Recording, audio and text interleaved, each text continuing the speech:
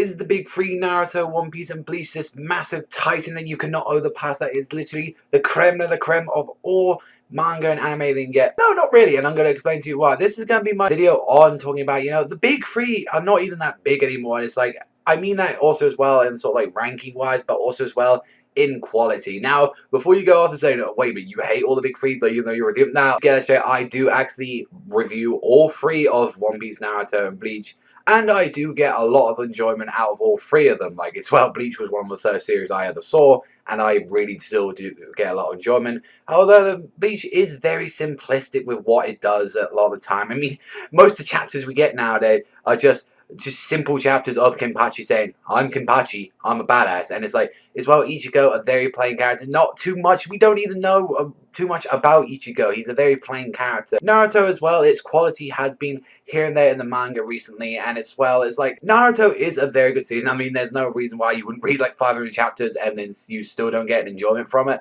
But definitely one problem with Naruto is that it has been keeping repeating the same stuff over and over again. It's been dragging out, especially with the current war that's been going on. And just overall, you just, a lot of villains that are a little being either or just okay. And not to mention with One Piece, now One Piece is like, I like to think big wait, big payoff with One Piece. Like, you have to wait long fucking times. You have to see freaking Tontala chapters. You have to see some very boring, minuscule stuff.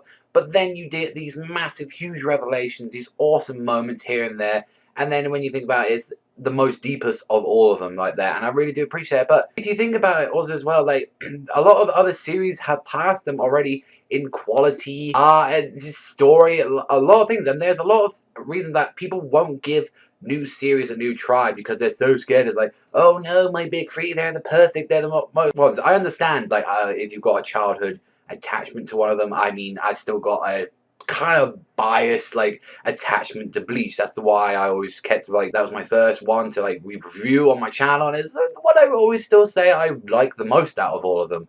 But then as well, as much as I don't even like this series, you have got series like Toriko in there, which I don't personally get an enjoyment out of there, Toriko, but you can still get stuff out there. You can also have some fairy tale, like, you could have some enjoyment out of this, like, fairy tale. There got some good action, good art. Just overall, it's a very fun adventure. If you like One Piece and if you like sort of the crazy action going on, you know, in Bleach, you really will enjoy that. You got craziness of Attack on Titan. This is just a huge, crazy revelation story. Well, regardless, yes, the manga currently has been a little bit slow, but you cannot forget about how crazily good this monthly is and how great the fucking anime is compared to this.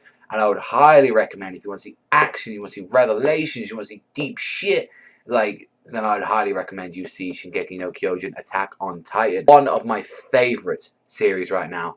Magi, the Labyrinth of Magic. This series I absolutely love. You've got the deepness of One Piece in here with the world building. You've got the crazy Bleach action going in with all the swords, with all the Dijinakut, like the characters and everything right now in Magi is crazy. Yeah, only little problem with Magi is that yes, they do go drag on a little bit with dialogue. Sometimes. It's kind of like Hunter x Hunter with that. But as well, if you love Hunter x Hunter and One Piece, then I would highly recommend Magi. That is my personal favorite manga and anime right now, and I don't think that's going to change for a long time. And then even as well, and even announced No Ties, like a brand new series, and it's like, yeah, the art is a little bit rough here and there, but overall it is a great enjoyment level, and it has some crazy moments, and it hasn't hardly even got enough chapters yet, and it's already made it into one of the contending top 10 mangas. And then you've got others as well, like a new coming out, Kamiga that if you love fairy tale action and then as well as dark berserks it, then you'll absolutely love that. You got Claymore, you got Blue Exorcist, you got some of these crazy series, and yet people still won't get out of this big three. And